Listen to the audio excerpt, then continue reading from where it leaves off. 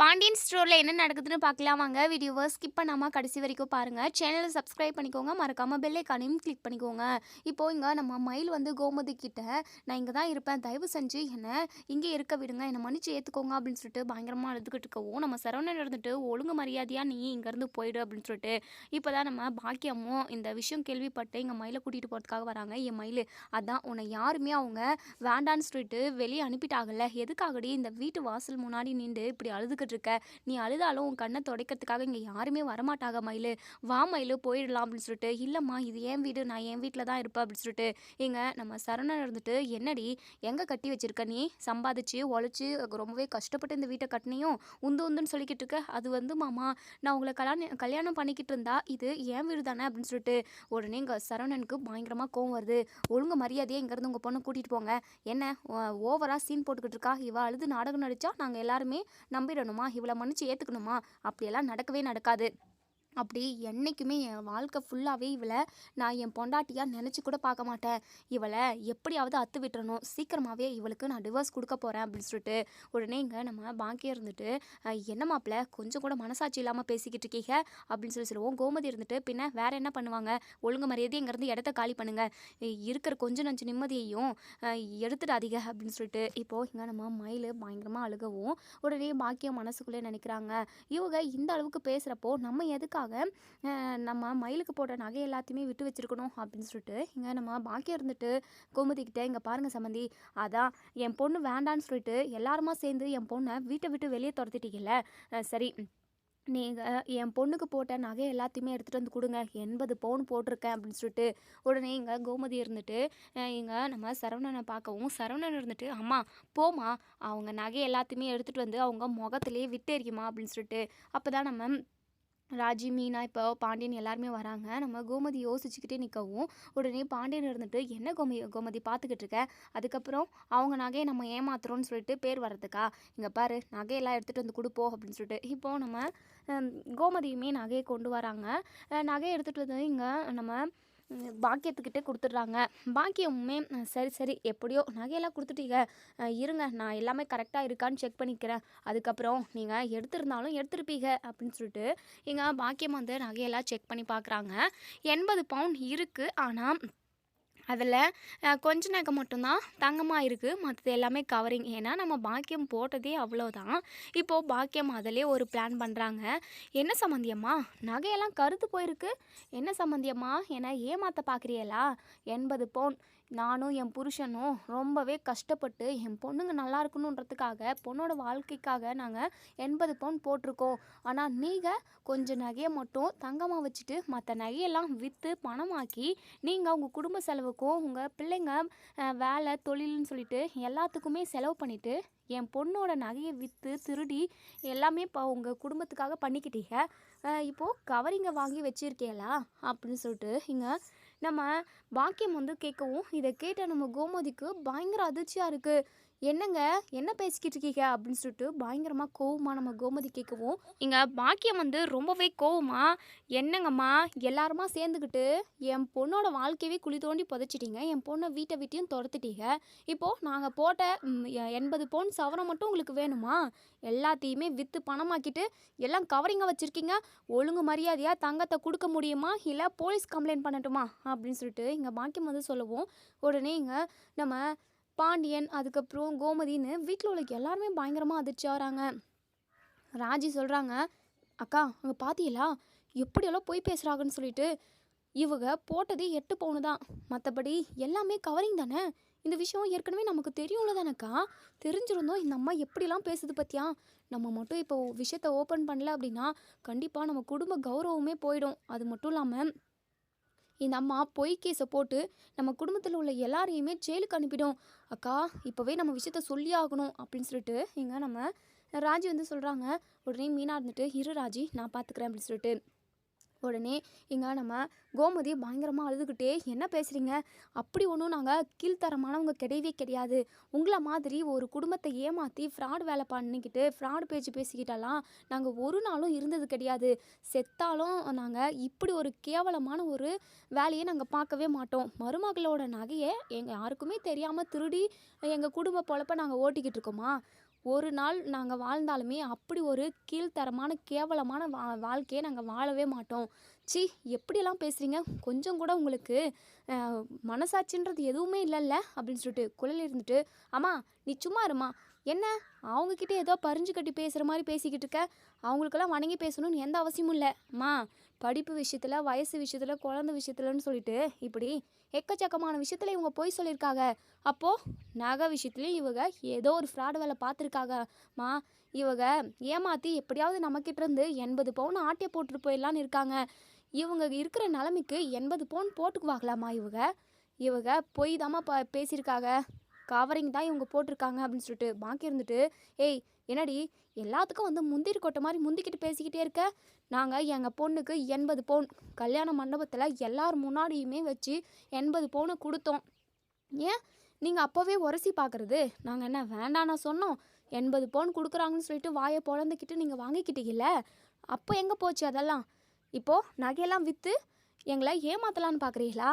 ஒழுங்கு மரியாதையாக 80 பவுனை எடுத்து வச்சாதான் நான் இந்த இடத்த விட்டு கிளம்புவேன் அப்படின்னு சொல்லிட்டு உடனே இங்கே நம்ம மீனா பொங்கி எழுறாங்க. போதும் நிறுத்துங்க. என்ன என்ன ஓவராக பேசுகிறீங்க? விட்டா இன்னும் தலைமையில் ஏறி உட்காந்துருக்கீங்க போல் அப்படின்னு சொல்லிட்டு இங்கே பாக்கியம் மனசுக்குள்ளே நினைக்கிறாங்க. ஐயோ, இந்த நகை விஷயம் இந்த ராஜிக்கும் மீனாவுக்கும் தெரியுமே, என்ன பண்ணுறது? சரி சரி, அப்படியே மெயின்டைன் பண்ணுவோம். நம்ம நகை வந்து அவங்கக்கிட்ட வாங்கிக்கலான்னாலுமே மயிலோட வாழ்க்கையை எப்படியாவது காப்பாற்றி கொடுத்துடணும், மயிலை இந்த வீட்டிலே வாழ வைக்கணும். இது ஒரே ஒரு ஐடியா தான் அப்படின்னு சொல்லிட்டு இங்கே நம்ம பாக்கியம் வந்து மனசுக்குள்ளேயே நினைக்கிறாங்க. மீனா இருந்துட்டு, இங்கே பாருங்கம்மா, நீங்கள் பொய்யா பேசிகிட்டு இருக்கீங்க. நீங்கள் போட்ட 80 பவுனில் 8 பவுன் மட்டும்தான் தங்கம், மற்றபடி எல்லாமே கவரிங்கன்ற விஷயம் எனக்கும் ராஜிக்கும் தெரியும். அது உங்களுக்கு ஏற்கனவே தெரியும்ல அப்படின்னு சொல்லிட்டு இப்போ இந்த மீனா வந்து இந்த விஷயத்த சொன்னதுமே வீட்டில் உள்ள பாண்டியன் ஃபேமிலி எல்லாருமே பயங்கரமாக அதிர்ச்சி ஆகிறாங்க. உடனே நம்ம கோமதி இருந்துட்டு, மீனா என்ன மீனா சொல்லிக்கிட்டு இருக்க அப்படின்னு சொல்லிட்டு, அத்தை நீங்கள் கொஞ்ச நேரம் சும்மா இருங்க அத்தை, இப்போ நான் சொல்கிறதான் அத்தை உண்மை. இந்த பற்றின விஷயம் எனக்கு எப்போவோ தெரியும். இவங்க தான் கையில் காலில் விழுது என் பொண்ணோட வாழ்க்கை காப்பாற்றுங்க, எங்கள் குடும்ப சூழ்நிலை அப்படி, அதனால தான் இப்படி போய் சொல்லி நாங்கள் நகையை போட்டோம். சீக்கிரமாகவே மிச்ச நகை எல்லாத்தையுமே தங்கமாக மாற்றி நாங்கள் வச்சுடுவோம், இந்த விஷயத்த யாருக்கிட்டையும் சொல்லாதீங்கன்னு சொல்லிட்டு எங்ககிட்ட இவங்க தான் 2 பேரும் கேட்டாங்க.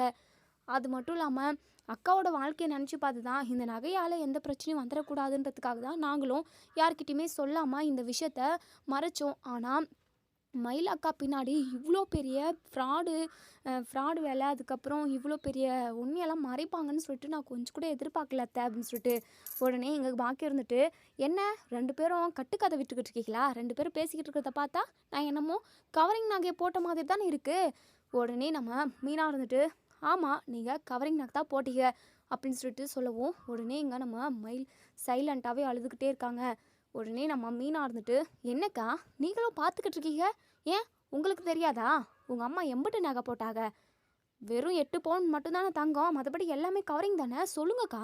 வாயை மூடிக்கிட்டே இருக்கீங்கள, இந்த குடும்பத்து மேலே நீங்கள் உண்மையான அன்பு வச்சுருந்தா நீங்கள் இப்போ பேசுங்கக்கா அப்படின்னு சொல்லிட்டு மயிலுமே எதுவுமே பேசாமல் சைலண்ட்டாகவே இருக்காங்க.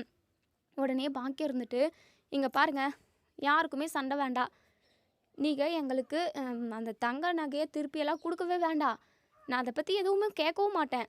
ஆனால் என் பொண்ணு இந்த வீட்டில் வாழட்டும், அப்படி இல்லைனா கண்டிப்பாக நான் போலீஸ் ஸ்டேஷன் தான் போகுவேன் அப்படின்னு சொல்லிட்டு எங்கள் பாக்கியம் சொல்கிறாங்க. இதை கேட்டதுமே நம்ம பாண்டியன் பயங்கர கோவமா, அட போதும் நிறுத்துமா, என்ன விட்டால் பேசிக்கிட்டே போகிற? ஓ, அப்போது உன் பொண்ணு இந்த வீட்டில் வாழணும் அப்படின்றதுக்காக தான் இப்போது நகை திருடிட்டோம் அப்படின்ற ஒரு பட்டத்தை எங்கள் மேலே போடலான்னு பார்க்குறீங்களா? அது மட்டும் இல்லாமல் ஏதோ அந்த நகை விஷயத்தெல்லாம் நான் பேசவே மாட்டேன், நீங்கள் என் பொண்ணை இந்த வீட்டில் வாழ வைங்கன்னு சொல்லிட்டு ஏதோ பிச்சை போடுற மாதிரி போட்டுக்கிட்டு இருக்க, நீ என்ன பேசிக்கிட்டு இருக்க? நீ போலீஸ்கிட்ட தானே போவ, நீ எங்கே வேணாலும் போய்க்கோ, அதை பற்றி எனக்கு கவலையே இல்லை. தப்பு பண்ண நீங்களே தைரியமாக இப்படி போலீஸ் ஸ்டேஷன் கோர்ட் அது இதுன்னு சொல்லி போகிறேன்னு சொல்கிறீங்கன்னா போங்க, அதை பற்றி எனக்கு ஒரு நிமிஷம் கூட நான் கவலையே பட மாட்டேன். எல்லாத்தையும் இந்த பாண்டியன் நின்று சமாளிப்பான், என் பக்கம் உண்மையும் நேர்மையும் இருக்குது, அதை தாண்டி உங்களால் என்ன பண்ண முடியுமோ பண்ணுங்கள். முதல்ல இங்கே யாருமே ஒரு நிமிஷம் கூட இருக்கக்கூடாது, இடத்த காலி பண்ணுங்க அப்படின்னு சொல்லிட்டு பாண்டியன் கட் அண்ட் ரைட்டாக பயங்கர கோவமாக சொல்லவும் உடனே இங்கே பாக்கி இருந்துட்டு, இங்கே பாருங்கள் சம்மந்தி, உங்களை யாரையுமே நான் சும்மா விட மாட்டேன், என் பொண்ணு இந்த வீட்டில் வாழணும், அப்படி இல்லைனா உங்களை எல்லாருமே நான் ஜெயிலில் போட போகிறேன், அதுவும் இல்லைனா என்னால் என்ன முடியுமோ அது எல்லாத்தையுமே நான் பண்ணுவேன், என் பொண்ணோட வாழ்க்கை நல்லா இருக்கணுன்றதுக்காக நான் எந்த எல்லைக்கும் போவேன், 80 பவுன் நான் நகையை போட்டிருக்கேன். ஆனால் நீங்கள் கவரிங் எடுத்து கொடுக்குறீங்க. கண்டிப்பாக இதை நான் சும்மா விட மாட்டேன் சம்மந்தி, பார்த்துக்கிறேன். கண்டிப்பாக நீங்களாம் நல்லாவே இருக்க மாட்டீங்க. ஏ மயிலு வாடி, உன் வாழ்க்கையை எப்படி சரி செய்யணும்னு சொல்லிட்டு எனக்கு தெரியும், நான் உன் கூட இருக்கேன் வாடி அப்படின்னு சொல்லிட்டு மயிலோட கையை பிடிச்சி தரன்னு இழுத்துட்டு போய்கிட்டு இருக்கவும், இப்போது இங்கே சக்திவேல் இருந்துட்டு, இங்கே பாருங்கம்மா, இந்த பரதேசி குடும்பத்தை சும்மா விட்டுறாதீங்க. உங்கள் பொண்ணோட வாழ்க்கையவே கெடுத்து வச்சுருக்காங்க. ஏதாவது உதவி வேணும் அப்படின்னா கூட என்கிட்ட கேளுங்க, எனக்கு ஆள் பலமெல்லாம் நிறைய இருக்குது அப்படின்னு சொல்லிட்டு உடனே இங்கே பாக்கியா இருந்துட்டு, ஐயா நீங்களாவது எங்களுக்காக பேசுகிறீங்களே, நாங்கள் இவங்க மேலே கம்ப்ளைண்ட் பண்ணலான்னு இருக்கோம். நீங்கள் எங்கள் கூட வந்தீங்க அப்படின்னா நீங்கள் சொன்னால் கண்டிப்பாக இன்ஸ்பெக்டர் சார் எல்லாருமே கேட்பாங்க. ஏன்னா நீங்கள் இந்த ஊரில் பெரிய மனுஷங்க, நீங்கள் சொன்னால் அவங்க கொஞ்சம் இந்த கேஸை ஸ்ட்ராங்காக போடுவாங்க அப்படின்னு சொல்லிட்டு இங்கே பாக்கியம் வந்து சக்திவேலுக்கிட்ட கேட்கவும், உடனே இங்கே சக்திவேல் இருந்துட்டு, சரிம்மா நான் உங்கள் கூட வரேன், இந்த குடும்பத்து மேலே ஸ்ட்ராங்கான ஒரு கேஸை ஃபைல் பண்ணுறோம் சரியாம்மா அப்படின்னு சொல்லிட்டு, சரிங்க சார், நம்ம இப்போவே போயிடுவோம் வாங்க சார் அப்படின்னு சொல்லிட்டு இப்போது நம்ம சக்திவேல், நம்ம பாக்கியம், மாணிக்கம், அதுக்கப்புறம் மயில், இவங்க எல்லாருமே இப்போது போலீஸ் ஸ்டேஷனுக்கு போயிட்டு சக்திவேல் மூலமாக இப்போது இன்ஸ்பெக்டர்கிட்ட பாண்டியன் குடும்பத்து மேலே கேஸை போடுறாங்க. முக்கியமாக நம்ம பாண்டியன் மேலே, சரவணன் மேலே தான். முக்கியமானவங்க யாருன்னா சரவணன் தான். சரவணன் தான் மயில் கூட அதிகமாக கொடுமை பண்ணுறாரு. அவரை நீங்கள் அடிக்க கூட வேண்டாம், அவர் வந்து என் பொண்ணு கூட ஒன்று சேர்ந்து வாழ்கிறேன்னு சொல்லிட்டா போதும், மற்றபடி அந்த குடும்பத்தை கஷ்டப்படுத்தணும்னு சொல்லிட்டு எனக்கு எந்த ஒரு அவசியமும் இல்லை. என் பொண்ணோட வாழ்க்கை நல்லா இருக்கணும் சார், தயவு செஞ்சு என் பொண்ணோட வாழ்க்கையை காப்பாற்றி கொடுங்க. அது மட்டும் இல்லாமல் 80 பவுன் நாங்கள் நகை போட்டோம், கஷ்டப்பட்டு உழைச்சி போட்டோம் சார், அதில் 8 பவுன் மட்டும் தான் தங்கமாக இருக்குது, மற்றது எல்லாமே என் பொண்ணுக்கே தெரியாமல் அந்த நகையெல்லாம் எடுத்து விற்றுட்டு அவங்க குடும்ப செலவையும் அவங்க பிள்ளைங்களுக்கு தொழில் ஆரம்பித்து கொடுக்கறதுக்கும் யூஸ் பண்ணிக்கிட்டாங்க. ஆனால் என் பொண்ணுக்கு கவரிங் நகையை எடுத்து வச்சுருக்காங்க, நானே இப்போ தான் கண்டுபிடிச்சேன் சார். அதெல்லாம் கூட போனால் போயிட்டு போகுது சார், என் பொண்ணுக்கு மட்டும் நீங்கள் ஒரு அந்த அதாவது வாழ்க்கையை காப்பாற்றி கொடுத்துட்டீங்க அப்படின்னா அதுவே போதும் சார் அப்படின்னு சொல்லிட்டு இப்போ போலீஸ் இருந்துட்டு, இங்கே பாருங்கம்மா நீங்கள் கவலையே படாதீங்க, கண்டிப்பாக உங்கள் பொண்ணோட வாழ்க்கையை நாங்கள் சரி செஞ்சு கொடுக்குறோம் அப்படின்னு சொல்லிட்டு சொல்கிறாங்க. இப்போ இங்கே நம்ம மயிலும் அவங்க, அதாவது அவங்க ஃபேமிலியில் உள்ளவங்க அவங்க வீட்டுக்கு போயிடுறாங்க. இப்போது மயில் இருந்துட்டு, அம்மா என்னென்னமோ பண்ணிக்கிட்டு இருக்கோம், நீ என் வாழ்க்கையை சரி செஞ்சு கொடுக்குறேன்னு சொல்லி இருந்ததுனால தான் நான் எந்த இடத்துலையுமே எதுவுமே பேசாமல் இருந்தேன், நான் சரவணன் மாமா கூட ஒன்று சேர்ந்து வாழ்வனாம்மா அப்படின்னு சொல்லி கேட்கவும், மயில் அதுக்கு தாண்டி உன் அம்மா இம்பிட்டு கஷ்டப்பட்டுக்கிட்டு இருக்கேன், எப்படியாவது உன்னை அந்த வீட்டில் கொண்டு போய் சேர்த்துருவண்டி, நீ மாப்பிள்ளை கூட சந்தோஷமாக வாழ்வடி, அதுக்கான காலம் வரதான் போகுது, எப்போவுமே நிலமை ஒரே மாதிரி இருந்தது இல்லை, எப்போயாவது ஒரு டைம் மாறும்டி, அதே மாதிரி தான் கொஞ்ச நாள் போகிறதுக்குள்ளவே உன்னுடைய வாழ்க்கையை நான் மாற்றி காட்டுறேன். அது மட்டும் இல்லாமல் போலீஸ்கிட்ட கம்ப்ளைண்ட் பண்ணியிருக்கேன், அவங்களாம் அடி தடி, அதாவது அவங்கள அடிக்க சொல்லியோ இல்லை ஜெயிலே இருக்க சொல்லியோ நான்லாம் கம்ப்ளைண்ட் பண்ணலடி, உன்னை அந்த வீட்டுக்கு அவங்க கூப்பிட்டாங்கன்னா அதுவே போதும், மற்றபடி எதுவுமே வேணாண்டி, கண்டிப்பாக உன்னை நான் சரவணன் கூட ஒன்று சேர்ந்து வாழ வச்சிருவேண்டி அப்படின்னு சொல்லிட்டு மயில்கிட்ட நம்ம பாக்கியம் வந்து ரொம்பவே ஆறுதலாக பேசிக்கிட்டு இருக்காங்க. இன்னொரு சைடு இங்கே நம்ம போலீஸ் இருந்துட்டு நம்ம சரவணனோட வீட்டுக்கு வராங்க. போலீஸை பார்த்ததுமே கோமதி பயங்கரமாக பதட்டப்படுறாங்க. அந்த சமயத்தில் நம்ம பாண்டியன் கூட வீட்டில் இருக்கிறதுல ஒரு வேலை விஷயமாக வெளியே போயிருப்பாங்க. வீட்டில் லேடிஸ் மட்டும்தான் இருக்காங்க.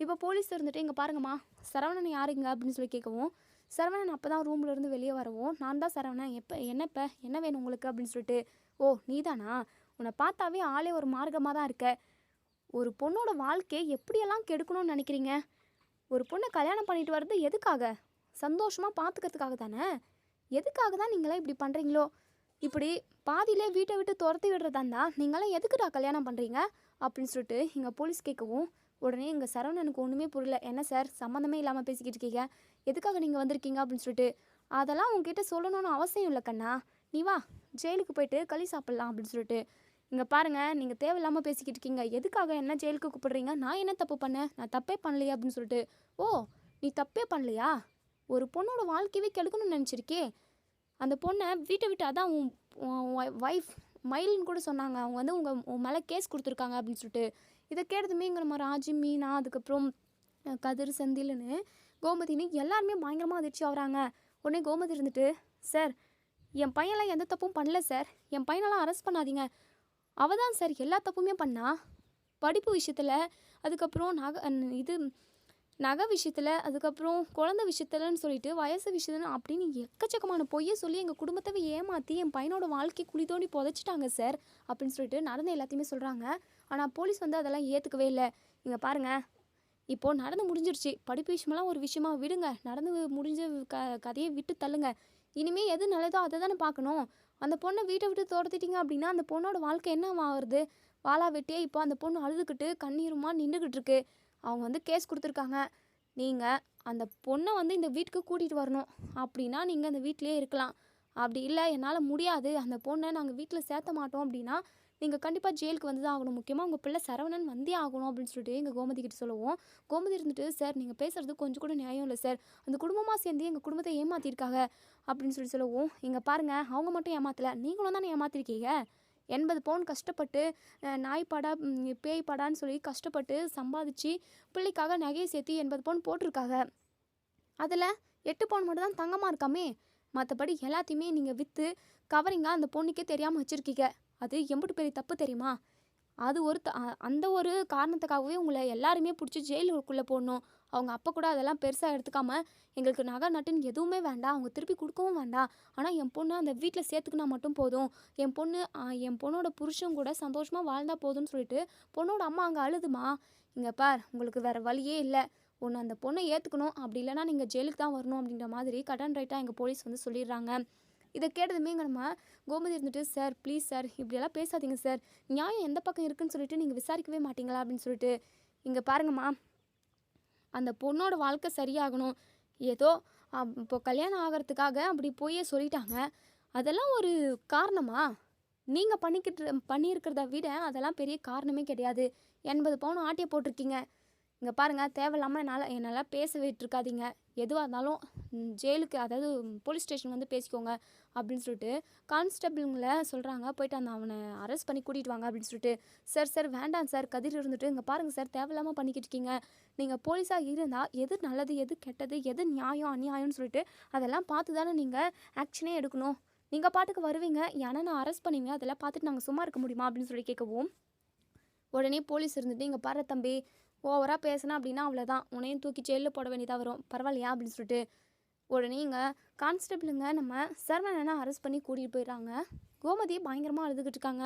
நம்ம கதிர் இருந்துட்டு, அம்மா நீ கவலைப்படாதம்மா, நானும் செந்தில் அண்ணனும் போயிட்டு அண்ணனை சீக்கிரமாகவே நாங்கள் எங்கள் கூடவே கூட்டிகிட்டு வந்துடுறோம், நீ கவலைப்படாதம்மா அப்படின்னு சொல்லிட்டு. டே கதிர், நானும் வரேன்டா அப்படின்னு சொல்லிட்டு. அம்மா நீ அங்கே வந்து என்னம்மா பண்ண போகிற, நீ இங்கே இருமா, நாங்கள் போயிட்டு வரோம் அப்படின்னு சொல்லிட்டு இவங்க 2 பேரும் முதல்ல கிளம்புறாங்க. வெளியே போயிருந்த நம்ம பாண்டியன் அப்போ தான் வீட்டுக்குள்ளே வரவும், நம்ம கோமதி வந்து பயங்கரமாக அழுதுகிட்டு இருக்காங்க. ஏன் கோமதி, எதுக்காக அது நடந்தவே நினச்சி அழுதுகிட்டு இருக்க? பையனுக்கு நீ ஆறுதலாக இருக்க வேண்டாமா?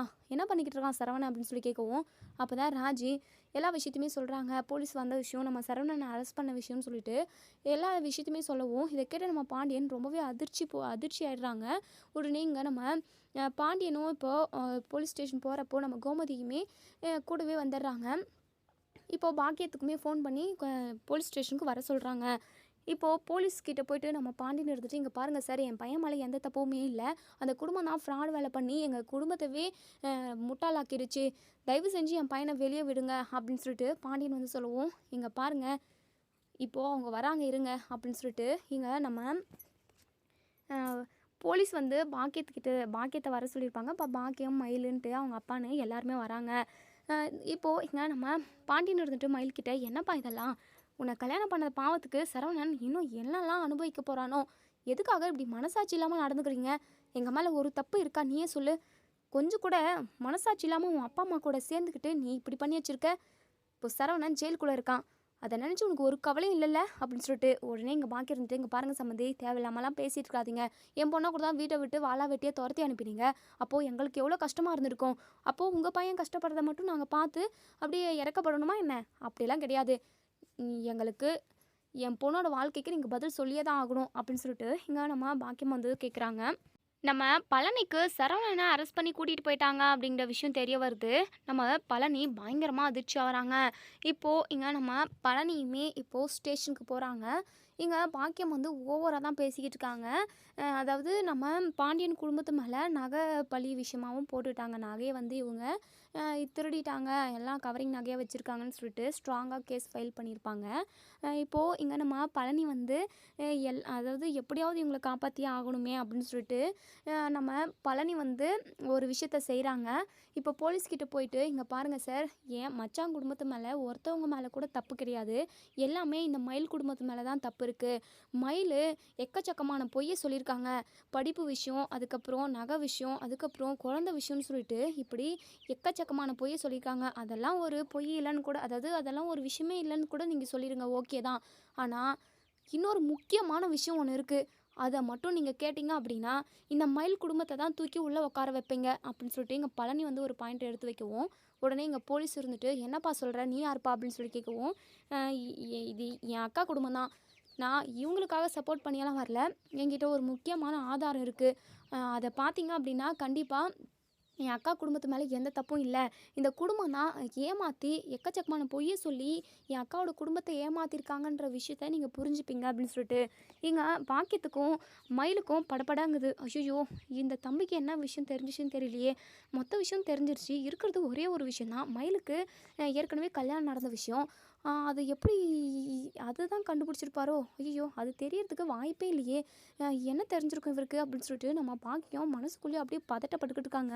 இப்போது இங்கே நம்ம கோமதி அதுக்கப்புறம் பாண்டியன்லாம் அப்பாடி ரிலாக்ஸாக இருக்குன்ற மாதிரி தான். உடனே கோமதி இருந்துட்டு, "டே பழனி, என்னடா அவங்கள பற்றின உனக்கு முக்கியமான விஷயம் என்னடா தெரிஞ்சிருக்கு? அதுவும் ஆதாரப்பூர்வமாக இருக்குன்னு சொல்கிற? டே, எப்படியாவது சரவணனை வெளியே கொண்டு வந்துரும்டா பழனி, சீக்கிரமாக சொல்லுடா." அப்படின்னு சொல்லிட்டு உடனே எங்கள் போலீஸுமே, "இங்கே பாருங்க தம்பி, என்னன்னு சொல்லுங்கப்பா." அப்படின்னு சொல்லிட்டு இப்போ கேட்கவும் நம்ம பழனி வந்து ஒரு வீடியோ ஆதாரமும் ஃபோட்டோவும் காட்டுறாங்க. என்னென்னா, நம்ம மயிலுக்கு ஏற்கனவே கல்யாணம் நடந்திருக்கு. கல்யாணம் நடந்த ஃபோட்டோஸ், கல்யாணத்தில் எடுத்த வீடியோஸ் எல்லாத்தையுமே காட்டுறாங்க. இத பார்த்ததுமே எங்க போலீஸ் பயங்கரமா அதிர்ச்சி ஆகுறாங்க. "இங்க பாருங்க சார், ஏற்கனவே இவங்களுக்கு கல்யாணம் நடந்திருக்கு. அத மறைச்சு எங்க குடும்பத்தில, அதாவது என் அக்காவோட குடும்பத்த நல்லாவே ஏமாத்திருக்காங்க. ஒரு கல்யாணமோ, 2 கல்யாணமோ என்ன யாருக்குமே தெரியாது. ஏன்னா இவங்க ஃபுல்லாவே ஃப்ராடு குடும்பம். இப்படி எக்கச்சக்கமான பொய்ய சொல்லி எத்தன குடும்பத்த ஏமாத்துனாங்களோ யாருக்குமே தெரியாது. இதில என் மச்சான் குடும்பமும் ரொம்பவே பாதிக்கப்பட்டிருக்கு. இவங்களுக்கு ஏற்கனவே கல்யாணம் நடந்த விஷயத்த இப்போ வரைக்குமே எங்ககிட்ட சொல்லவே இல்ல. எனக்குமே ரீசென்ட்டா தான் இந்த விஷயம் தெரிய வந்தது." அப்படின்னு சொல்லிட்டு இங்க நம்ம பழனி வந்து பயங்கர அதிரடியாக பேசுகிறாங்க. எங்க மயிலுக்கு இப்படி படபடங்குது. ஐயோ, போச்சு போச்சு, எல்லாமே அம்மாவால தான். அம்மா பண்ணுற எல்லா விஷயமும் இப்படி நம்ம வாழ்க்கையை வந்து பாதிக்குதே. பொய் சொல்லி கல்யாணம் பண்ண வேண்டான்னு சொன்னேன், அப்பயும் பண்ணிச்சு. அது மட்டும் இல்லாமல் சின்ன வயசுலேயே எனக்கு விவரம் தெரியாததுக்கு முன்னாடியே எனக்கு வயசான ஒரு கிழவனை பிடிச்சி அம்மா கல்யாணம் பண்ணி வச்சுச்சு. வேண்டாம் வேண்டான்னு சொல்லியுமே கேட்கவே இல்லை. அந்த வாழ்க்கையில நாம் எவ்வளோலாம் அனுபவித்தோம். சரி, நல்ல வாழ்க்கை கிடைக்குதேன்னு சொல்லிட்டு 2வது கல்யாணமாக சந்தோஷப்பட்டுக்கிட்டு சரவணன் மாமாவை கல்யாணம் பண்ணிக்கிட்டோம். அதுலேயும் எக்கச்சக்கமான பொய்யை சொல்லி இப்போ எல்லாருக்கும் தெரிஞ்சு இப்போது இந்த அளவுக்கு வந்து கொண்டு வந்து நிறுத்தியிருக்கு இந்த அம்மா. நம்ம வாழ்க்கையே போச்சு. இனிமே நம்ம உயிரோடு இருந்து என்ன பிரயோஜனம் அப்படின்னு சொல்லிட்டு இங்கே நம்ம மயில் வந்து மனசுக்குள்ளே நினைக்கிறாங்க. பாக்கியத்துக்கு அப்படியே நெஞ்சில் இடி விழுந்த மாதிரி இருக்குது. இந்த தம்பிக்கு எப்படி இந்த விஷயம் தெரிஞ்சிருக்கும்? ஒருவேளை அவங்க ஃப்ரெண்ட்ஸ் சர்க்கிள் மூலமாக தெரிஞ்சிருக்குமோ, இல்லை எப்படி தெரிஞ்சிருக்கும் அப்படின்னு சொல்லிட்டு பயங்கர பதட்டமாக இருக்காங்க. போலீஸுமே அந்த வீடியோ ஆதாரத்தெல்லாம் பார்த்துட்டு இங்கே பாக்கியத்துக்கிட்ட, "என்னம்மா, சரி படிப்பு விஷயம் தானே, படிக்கலனாலுமே பரவாயில்ல, வயசு 2 வயசு எக்ஸ்ட்ரா கம்மியாக இருக்கிறதுல ஒரு பிரச்சனையும் இல்லைன்னு சொல்லிட்டு உங்கள் பக்கம் சப்போர்ட் பண்ணேன் நான். சரி, பெண் புள்ளியோட வாழ்க்கை கெட்டு போயிடக்கூடாது, பொம்பளை புள்ளிய அதாவது அந்த புள்ளையோட வாழ்க்கையை எப்படியாவது நம்ம சரி செஞ்சு வைக்கணுன்றதுக்காக உங்கள் பக்கம் சப்போர்ட் பண்ணி நான் பேசினேன். ஆனால் இந்த அளவுக்கு ஏமாத்தினா எப்படிம்மா? பாவம் இல்லை அவங்களும்.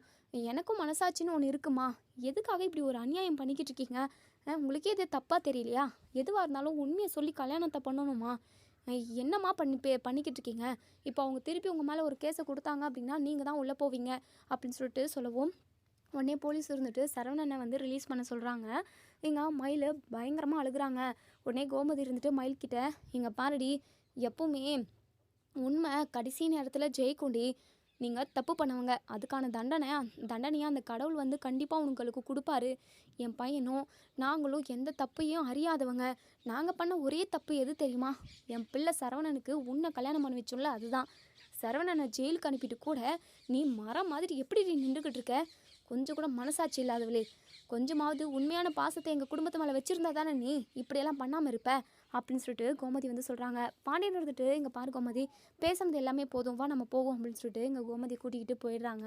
இங்கே நம்ம மயில் அழுகுறாங்க. அம்மா எல்லாமே உன்னாலதாம்மா, என் வாழ்க்கையை நீ குடிதோண்டி புதைச்சிட்ட, சீரழிச்சிட்ட, இனிமேல் சரவணன் மாமா கூட நான் ஜென்மத்துக்கும் சேரவே முடியாது அப்படின்னு சொல்லிட்டு பயங்கரமாக அழுகுறாங்க. இப்போது இங்கே நம்ம பாண்டியன் வந்து பழனிக்கிட்ட, பழனி அப்படின்னு சொல்லிட்டு கையெடுத்து கும்பிடுறாங்க. ஐயோ மச்சான், என்ன மச்சான், ஏன் மச்சான் இப்படியெல்லாம் பண்ணுறீங்க அப்படின்னு சொல்லிட்டு. இல்லைடா, உன்னை நாங்கள் எல்லாருமா சேர்ந்து வீட்டை விட்டு துரத்தணும், ஆனால் அதெல்லாம் கொஞ்சம் கூட மனசில் வச்சுக்காம இப்போது சரவணனை நீ தாண்டா காப்பாற்றின அப்படின்னு சொல்லிட்டு. மச்சான், நீங்கள் என்ன தான் என்னை துரத்தி விட்டாலுமே எப்போவுமே என் மனசு ஃபுல்லாக உங்கள் குடும்பத்தை சுற்றி தான் மச்சான் சுற்றிக்கிட்டே இருக்கும். எப்போவுமே உங்கள் நினப்பு தான். என் அக்கா என்கிட்ட நல்லா பேசுகிறாதா அப்படின்னு சொல்லிட்டு ஒவ்வொரு நிமிஷமும் ஏங்கிக்கிட்டே இருப்பேன். அது மட்டும் இல்லாமல் உங்கள் குடும்பத்துக்கு எப்போவுமே நான் துளி அளவு கூட துரோகம் நினச்சது கிடையாது. ஒரே ஒரு கஷ்டம் என்னன்னா, என்னை துரோகின்னு சொல்லிட்டு எல்லாருமா சேர்ந்துக்கிட்டு வீட்டை விட்டு அனுப்பினீங்கல்ல, அதை தான் என்னால் தாங்கிக்க முடியல அப்படின்னு சொல்லிட்டு. உடனே இங்கே நம்ம பாண்டியன் இருந்துட்டு, டே பழனி என்னை மன்னிச்சிட்றா பழனி அப்படின்னு சொல்லிட்டு. விடுங்க மச்சான், அதெல்லாம் நான் பெருசாக எடுத்துக்கல அப்படின்னு சொல்லிட்டு. உடனே நம்ம கோமதி வந்து பழனியை கட்டி பிடிச்சிக்கிறாங்க. டே தம்பி அப்படின்னு சொல்லிட்டு. அதுக்கப்புறம் எல்லாருமா இப்போ ஒன்று சேர்ந்துடுறாங்க. ஆனால் எங்கள் மயில் பயங்கரமாக அழுதுகிட்டு இருக்காங்க. இனிமேல் நான் உயிரோடவே இருக்க போகிறதில்ல, நான் போய் செத்துடுறேன் அப்படின்னு சொல்லிட்டு இங்கே நம்ம மயில் வந்து பக்கத்தில் உள்ள கிணத்தை நோக்கி ஓடிக்கிட்டு இருக்காங்க. பாக்கியமும் பின்னாடியே போகிறாங்க. இங்கே பாரு மயில், அவசரப்பட்டு எந்த முடிவையும் எடுக்காதடி, நான் ஏதாவது பண்ணுறேன்டி ப்ளீஸ்ரி அப்படின்னு சொல்லிட்டு. வேணாம்மா, இது வரைக்கும் நீ பண்ணது எல்லாமே போதும், இதுக்கப்புறமும் என்னால் எந்த ஒரு கஷ்டத்தையும் தாங்கிக்கவே முடியாது, பட்ட வரைக்கும் போதும், இனிமே என்னால் உயிரோடு இருக்க முடியாதுமா அப்படின்னு சொல்லிட்டு ஓடி போய்கிட்டு இருக்காங்க. இப்போது நம்ம மயில் வந்து இறந்து போயிடுவாங்களா, இல்லை ஏதாவது புதுசாக ட்விஸ்ட்டு வருமா அப்படின்றத நம்ம வெயிட் பண்ணி பார்ப்போம். அதே சமயம் கண்டிப்பாக நம்ம சரவணன் வந்து மயிலை வந்து கண்டிப்பாக ஏற்றுக்க மாட்டாங்க. ஏன்னா இப்படி ஒரு தப்பு பண்ணவங்கள யாராவது ஏற்றுப்பாங்களா? ஏற்றுக்கவே மாட்டாங்க. சரவணனோட வாழ்க்கை மாறணும், அவங்களோட வாழ்க்கை நல்லா இருக்கணும் அப்படின்னு நினைக்கிறவங்க இந்த வீடியோ கீழே கமெண்ட் பண்ணி தெரிவிங்க. அதுக்கப்புறம் வீடியோ பிடிச்சிருந்தா லைக் பண்ணுங்கள். அதுக்கப்புறம் சப்ஸ்கிரைப் பண்ணுங்கள். தேங்க்யூ.